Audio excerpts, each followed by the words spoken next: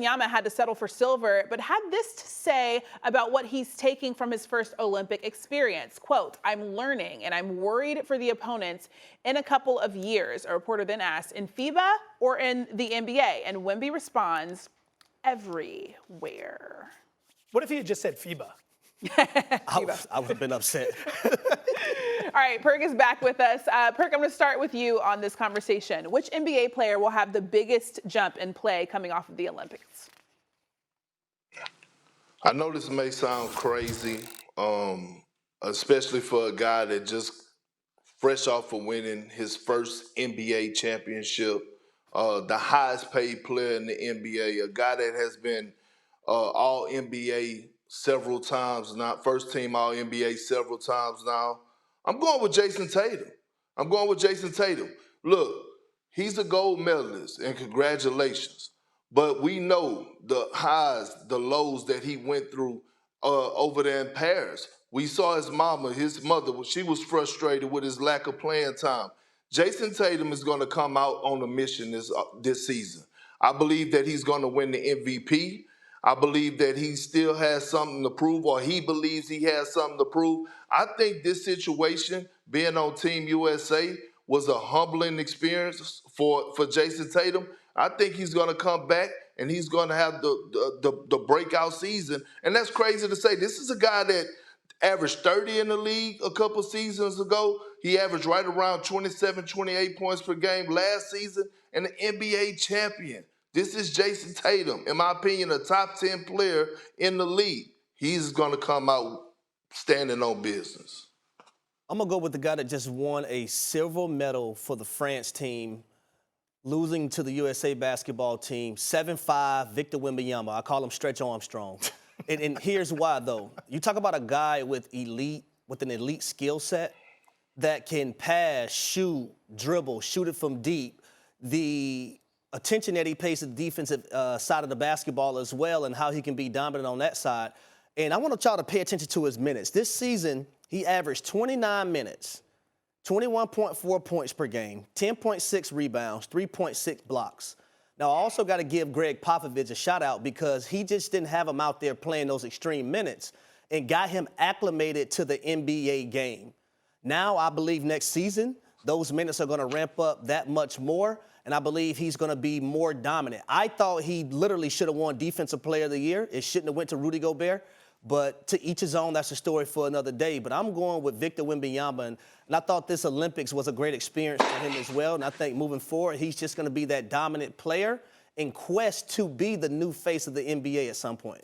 Agree on Defensive Player of the Year. I'm going to borrow from Perk's logic, but I'm not going to take Tatum. I'm going to take Anthony Edwards. I think the experience and the motivation coming off of what just happened is going to take him to another level. Go back through his last year in the NBA, right? As Minnesota maintained a 1, 2, or 3 seed throughout the majority of the year, and he continued to produce at a high level, everyone started talking about how it was now becoming his team in Minnesota. No longer Karl Anthony Towns, now it's Anthony Edwards' team.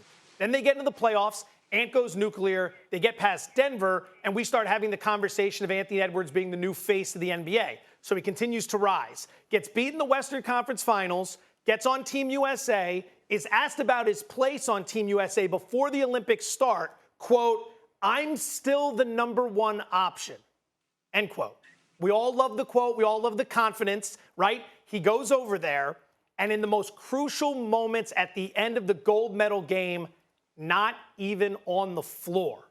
Not even on the floor. It's LeBron, it's Steph, it's Durant, it's Booker, and it's Anthony Davis. I think if you're Edwards, that's a humbling but more importantly motivating experience. I think he wants to be one of those guys in the future, and to see that play out in front of him with the results that it garnered is going to take him to the next level once he gets back to the association.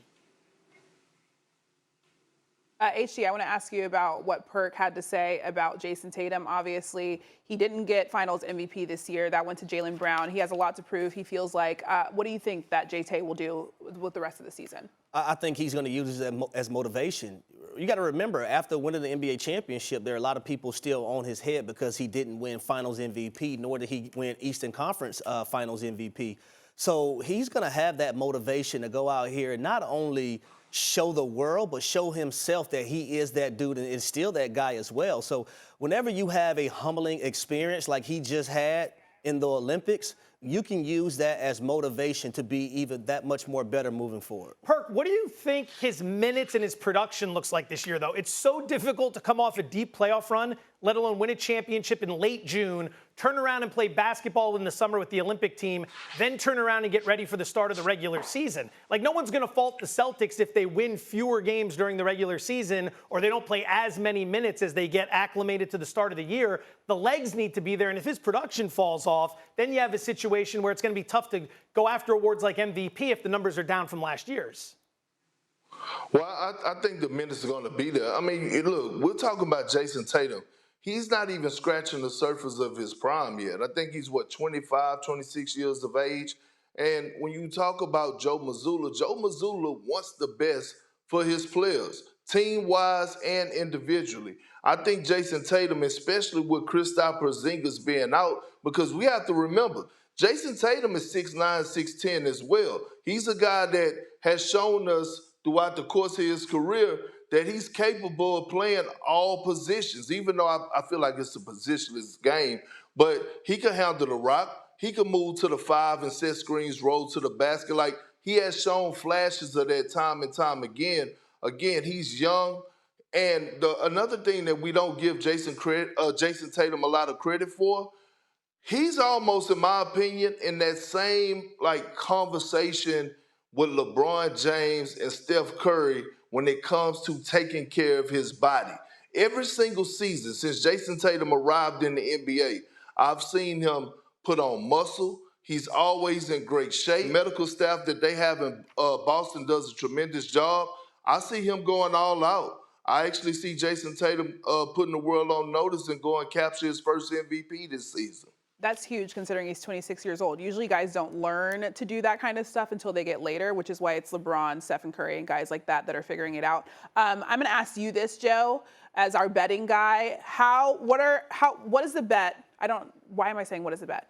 How much would you bet that Jayson Tatum would get MVP next year? I wouldn't, and it's not to go against Perk. I think it's extremely difficult to win that award when you're coming off of the level you were just on. He just put together a tremendous season, and they won a lot of games. Right. That's the criteria you need, right? Big stats, and you need lots of wins. They're still going to win a lot of games. He's still going to put up big numbers. But traditionally, the MVP, it ends up being this, by far and away, head and shoulders, guy on his team who is carrying the team at all costs. Boston, he's going to be a victim of Boston's just complete dearth of talent. Like, they have so much talent in Boston.